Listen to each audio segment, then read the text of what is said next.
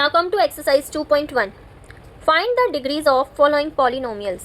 इन polynomials की degree हमें बतानी है. तो आपको यहाँ दिख रहा है 2x raise to power 2 minus 5x plus 3. इसमें डिग्री क्या होगी इसकी, क्योंकि x की सबसे बड़ी पावर हमें यहाँ दिख रही है 2, तो आंसर इज 2.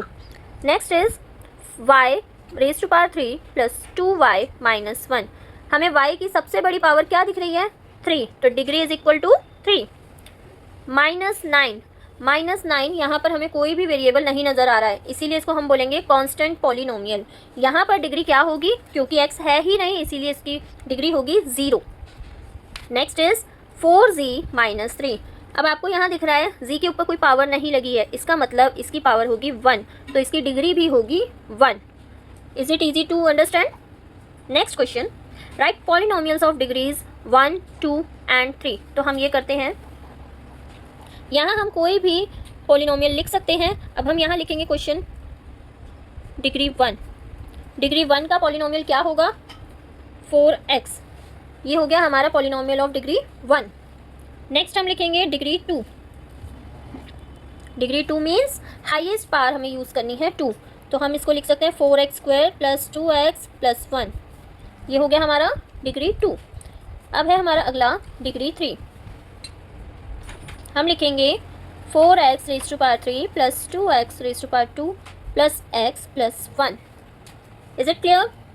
अगला क्वेश्चन हम देखते हैं, what are the coefficients of x square and x cube in the polynomial x raise to power 4 minus 3x cube plus 6x square minus 2x plus 7.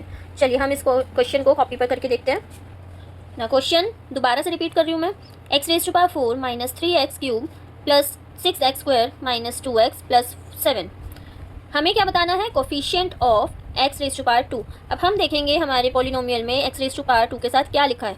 Exactly हमें यहाँ दिख रहा है 6, लेकिन सबसे बड़ी चीज़ होती है हमें इसका साइन इग्नोर नहीं करना है. 6 के साथ क्या साइन लगा है, प्लस, तो हम यहाँ पर आंसर लिखेंगे प्लस 6. तो हमारा कोफिशिएंट क्या हुआ x स्क्वायर का, प्लस 6. सेम अब हमें बताना है x क्यूब का coefficient.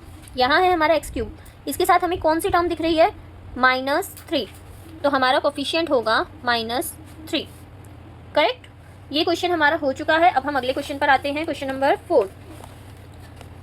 What is the coefficient of z in the polynomial 4z cube plus 5z square minus 11. अब आपको यहाँ दिख रहा है z का आपको कोफिशिएंट बताना है. आपको यहाँ पर कहीं पर ओनली z दिख रहा है जिसकी पावर 1 हो, या जिस पर कोई पावर नहीं लगी है, नहीं दिख रहा है. इसका मतलब इसका कोफिशिएंट क्या होगा, 0. जब भी किसी टर्म आपको नहीं दिखती है उसके साथ हम क्या मानते हैं, उसके साथ लगा हुआ है 0. अगर हम इस इक्वेशन में या इस पॉलिनोमियल में ऐसे लिख दें 0z, तो इसकी वैल्यू क्या होगी 0. लेकिन हम लोग z का कोफिशिएंट क्या मानते हैं, 0. अगला question, what is the constant term of the polynomial 9x cube plus 5x square minus 8x minus 10. इसमें हमारे पास कांस्टेंट टर्म कौन सी है.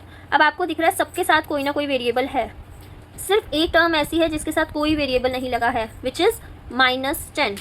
तो हमारी कांस्टेंट टर्म क्या हुई इस पॉलिनोमियल की, -10.